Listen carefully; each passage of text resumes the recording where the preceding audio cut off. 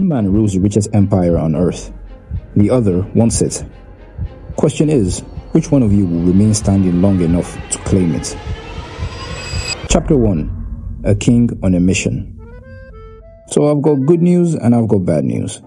The bad news is your father, King Philip II, is dead, assassinated. The good news, you're next in line to become king. Well, kind of at least. There are some people who have a decent claim to the throne. But strangely enough, all of them start disappearing one by one. I wonder what could have caused that. But hey, I'm not here to point any fingers. What's important is that as the new king, you have to crush some of your neighbors who have decided to rebel against you. They figured since you're a young king, you would be easy to intimidate. That's the wrong assumption, and the city of Thebes learned that lesson the hard way. After it rebels, you destroy the city so completely that the rest of Greece suddenly remembers how to behave. And with the situation at home solved, you set your eyes on your real target. Towards the east lies the richest empire on earth, Persia, and you want that empire for yourself. Persia has ruled for over 2 centuries. People say conquering it is impossible. You tell them that's because none of those who tried were you. You gather an army of roughly 40,000 men and cross into Asia. Only Zeus knows what awaits you across the border. Chapter 2. A ruler is called to action.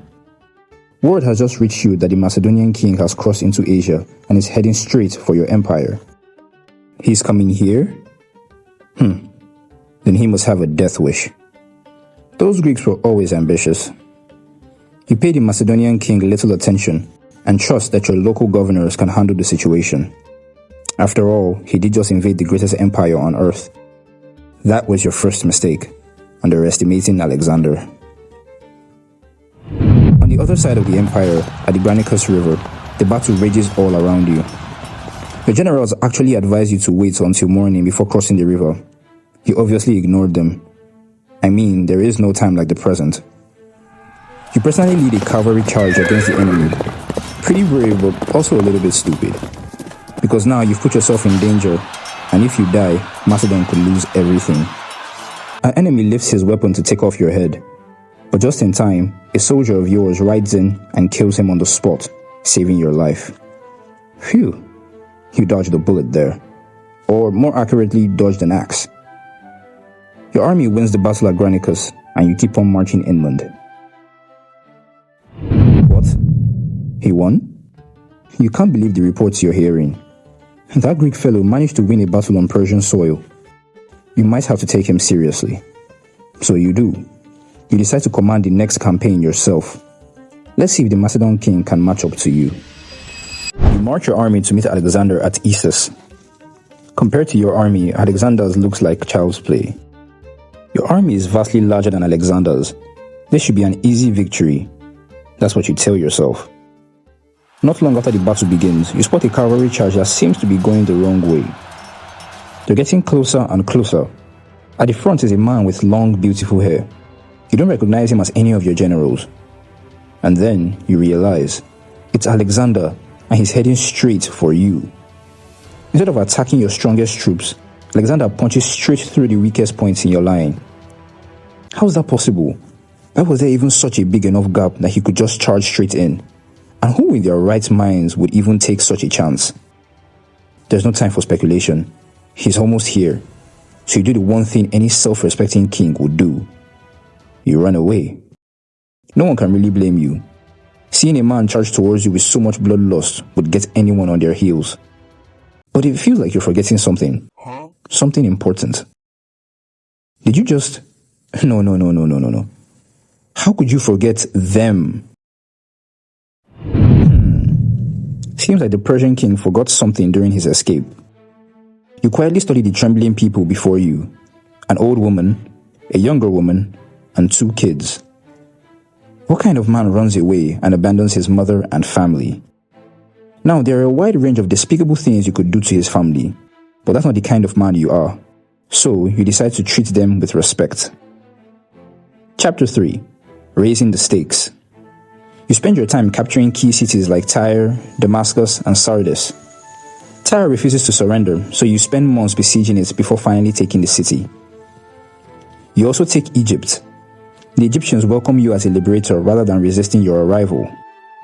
Darius offers you peace, a fortune in gold, and even half his empire if you leave. You decline. You don't want a chunk. You want the whole thing. Legend says your general Parmenion remarks, "If I were Alexander, I'd accept." You simply reply, "So would I, if I were Parmenion." Greed at its finest. Alexander keeps refusing your offers. Who does he think he is? You show him. You rebuild your ranks and assemble another enormous army.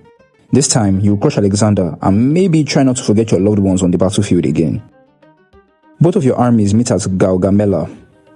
You've both prepared for this meeting and you both know this battle is going to be decisive. Who will come out on top? As always, Darius' army is incredibly huge. He even had the battlefield flattened beforehand, so his sighted chariots can charge at full speed. Impressive, but you've got some tricks up your sleeve as well. With disciplined formations and cavalry, your army deliberately drifts to one side, pulling parts of the Persian army with it until a gap finally opens. Exactly what you were waiting for. And there he is, right in your sight. I think we all know what's coming next. You rally your cavalry and charge towards Darius. Again.